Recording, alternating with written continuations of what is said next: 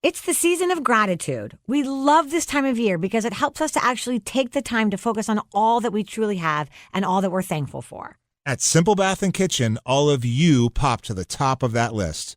Our Columbus community has allowed our SB&K team to work in your most sacred place, your home. We understand that privilege, and we're so happy that by remodeling your bathroom and your kitchen, you've become part of our family. At Simple Bath and Kitchen, we're grateful for you. A Study in Scarlet by Arthur Conan Doyle, converted to audio book format by LCD Compendium, a division of Photations. Our audiobook conversion of classic literature is funded by viewer support. Help us with our mission of making classic literature accessible to audiences of all educational and reading levels. Learn how to support this project by visiting photationsdonations.com. More information in the description. Chapter 2, The Flower of Utah. This is not the place to commemorate the trials and privations endured by the immigrant Mormons before they came to their final heaven. From the shores of the Mississippi to the western slopes of the Rocky Mountains, they had struggled on with a constancy almost unparalleled in history. The savage man and the savage beast, hunger, thirst, fatigue, and disease, every impediment which nature could place in the way, had all been overcome with Anglo-Saxon tenacity. Yet the long journey and the accumulated terrors had shaken the hearts of the stoutest among them. There was not one who did not sink upon his knees in heartfelt a prayer when they saw the broad valley of Utah bathed in the sunlight beneath them, and learned from the lips of their leader that this was the promised land, and that these virgin acres were to be theirs for evermore. Young speedily proved himself to be a skillful administrator as well as a resolute chief. Maps were drawn and charts prepared, in which the future city was sketched out. All around farms were apportioned and allotted in proportion to the standing of each individual. The tradesman was put to his trade, and the artisan to his calling. In the town streets and squares sprang up, as if by magic. In the country there was draining and hedging, planting and clearing, until the next summer saw the whole country golden with the wheat crop. Everything prospered in the strange settlement. Above all, the great temple, which they had erected in the center of the city, grew ever taller and larger, from the first blush of dawn until the closing of the twilight.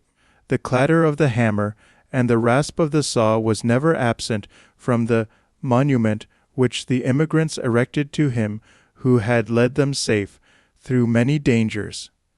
The two castaways, John Ferrier, and the little girl who had shared his fortunes and had been adopted as his daughter, accompanied the Mormons to the end of their great pilgrimage. Little Lucy Ferrier was born, along pleasantly enough in Elder Stangerson's wagon, a retreat which she shared with the Mormon's 3 wives and with his son, a headstrong, forward boy of 12. Having rallied with the elasticity of childhood from the shock caused by her mother's death, she soon became a pet with the women, and reconciled herself to this new life in her moving canvas-covered home. In the meantime, Ferrier, having recovered from his privations, distinguished himself as a useful guide and an indefatigable hunter. So rapidly did he gain the esteem of his new companions, that when they reached the end of their wanderings, it was unanimously agreed that he should be provided with as large and as fertile a tract of land as any of the settlers, with the exception of Young himself, and of Stangerson, Kemball, Johnston, and Drebber, who were the 4 principal elders. On the farm thus acquired, John Ferrier built himself a substantial log house, which received so many additions in succeeding years that it grew into a roomy villa. He was a man of a practical turn of mind, keen in his dealings and skillful with his hands. His iron constitution enabled him to work morning and evening at improving and tilling his lands. Hence it came about that his farm and all that belonged to him prospered exceedingly. In 3 years he was better off than his neighbors. In 6 he was well to do. In 9 he was rich.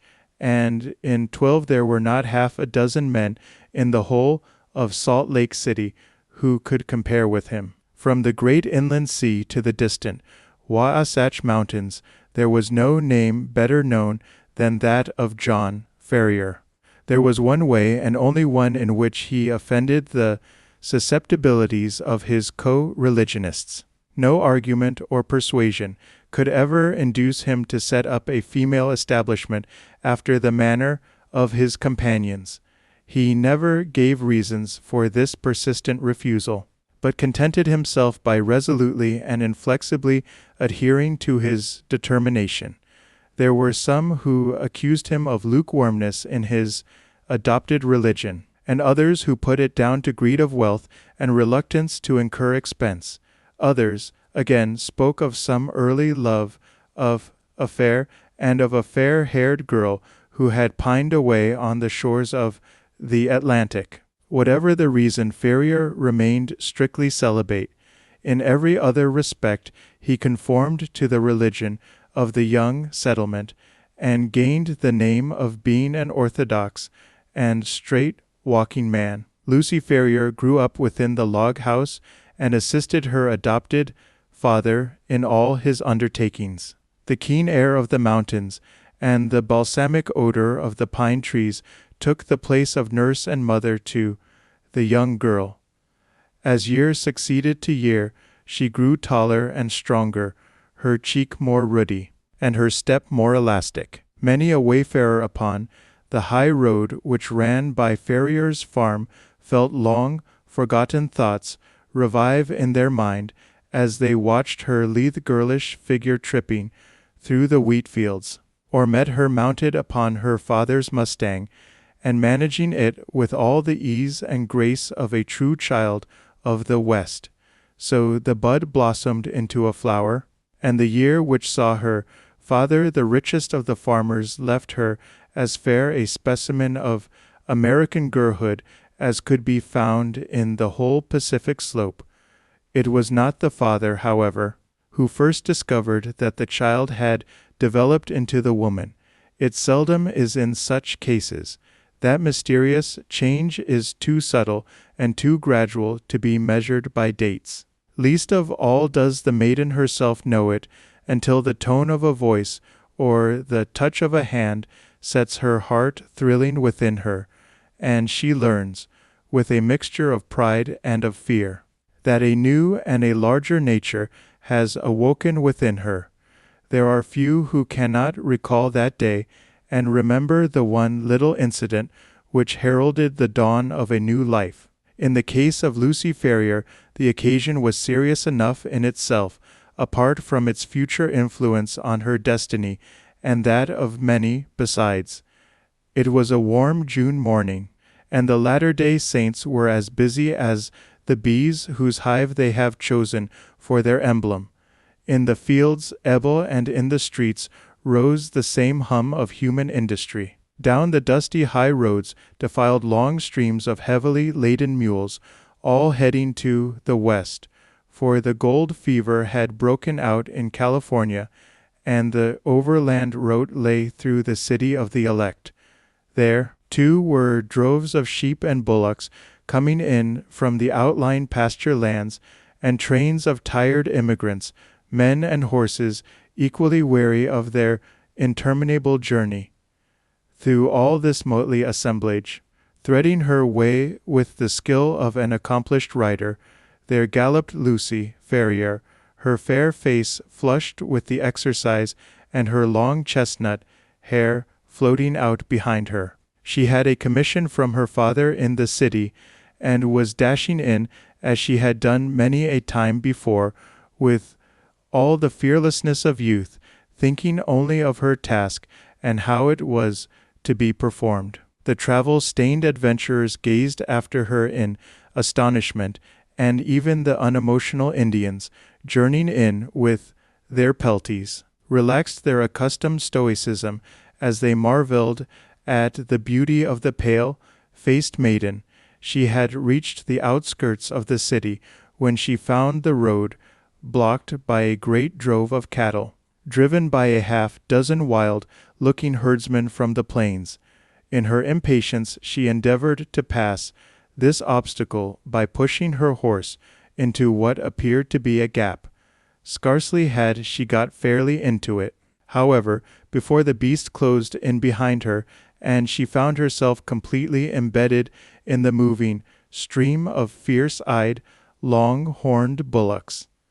Accustomed as she was to deal with cattle, she was not alarmed at her situation, but took advantage of every opportunity to urge her horse on in the hopes of pushing her way through the cavalcade. Unfortunately, the horns of one of the creatures, either by accident or design, came in violent contact with the flank of the mustang and excited it to madness. In an instant, it reared up upon its hind legs with a snort of rage, and pranced and tossed in a way that would have unseated any but a most skilful rider. The situation was full of peril. Every plunge of the excited horse brought it against the horns again, and goaded it to fresh madness.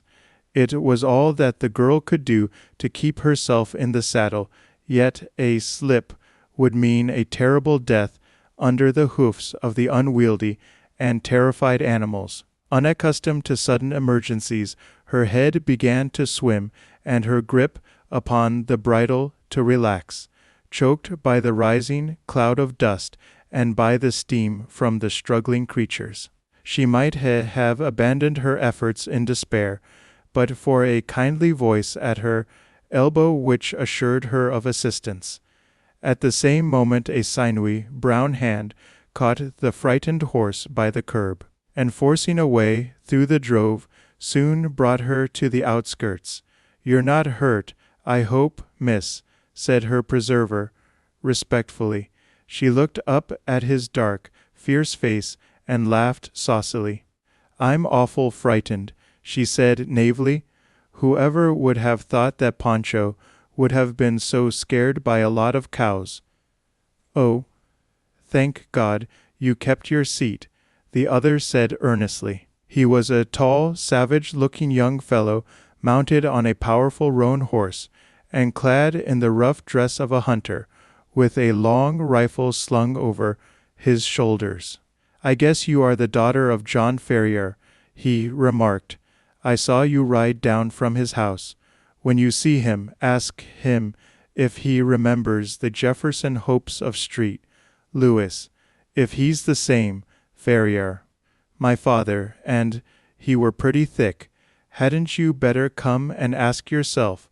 she asked demurely. The young fellow seemed pleased at the suggestion, and his dark eyes sparkled with pleasure. "I'll do so," he said. "We've been in the mountains for 2 months, and are not over and above in visiting condition. He must take us as he finds us. He has a good deal to thank you for." "And so have I," she answered. "He's awful fond of me. If those cows had jumped on me, he'd have never got over it." "Neither would I," said her companion. Well, I don't see that it would make much matter to you, anyhow. You ain't even a friend of ours." The young hunter's dark face grew so gloomy over this remark that Lucy Ferrier laughed aloud. "There, I didn't mean that," she said. "Of course, you are a friend now. You must come and see us. Now I must push along, or father won't trust me with his business any more." "Goodbye, goodbye," he answered, raising his broad sombrero and bending over her little hand. She wheeled her mustang round, gave it a cut with her riding whip, and darted away down the broad road in a rolling cloud of dust. Young Jefferson Hope rode on with his companions, gloomy and taciturn. He and they had been among the Nevada mountains, prospecting for silver, and were returning to Salt Lake City in the hope of raising capital enough to work some lodes which they had discovered. He had been as keen as any of them upon the business until this sudden incident had drawn his thoughts into another channel. The sight of the fair young girl, as frank and wholesome as the Sierra breezes, had stirred his volcanic, untamed heart to its very depths. When she had vanished from his sight, he realized that a crisis had come in his life, and that neither silver speculations nor any other questions could ever be of such importance to him as this new and all-absorbing one. The love which had sprung up in his heart was not the sudden, changeable fancy of a boy, but rather the wild, fierce passion of a man of strong will, of an imperious temper. He had been accustomed to succeed in all that he undertook. He swore in his heart that he would not fail in this if human effort and human perseverance could render him successful. He called on John Ferrier that night, and many times again, until his face was a familiar one at the farmhouse. John, cooped up in the valley and absorbed in his work, had had little chance of learning the news of the outside world during the last 12 years. All this Jefferson Hope was able to tell him, and in a style which interested Lucy as well as her father. He had been a pioneer in California, and could narrate many a strange tale of fortunes made and fortunes lost in those wild, halcyon days. He had been a scout too, and a trapper, a silver explorer, and a ranchman. Wherever stirring adventures were to be had, Jefferson Hope had been there in search of them. He soon became a favorite with the old farmer, who spoke eloquently of his virtues. On such occasions, Lucy was silent, but her blushing cheek and her bright, happy eyes showed only too clearly that her young heart was no longer her own. Her honest father may not have observed these symptoms, but they were assuredly not thrown away upon the man who had won her affections. It was a summer evening when he came galloping down the road and pulled up at the gate. She was at the doorway, and came down to meet him. He threw the bridle over the fence and strode up the pathway. "I am off, Lucy," he said, taking her 2 hands in his, and gazing tenderly down into her face. "I won't ask you to come with me now, but will you be ready to come when I am here again?" "And when will that be?" she asked, blushing and laughing. "A couple of months at the outside. I will come and claim you then, my darling. There's no one who can stand between us." "Oh, and how about father?" she asked. "He has given his consent, provided we get these mines working all right. I have no fear on that head." "Oh, well, of course, if you and father have arranged it all, there's no more to be said," she whispered, with her cheek against his broad breast. "Thank God," he said, hoarsely, stooping and kissing her. "It is settled, then.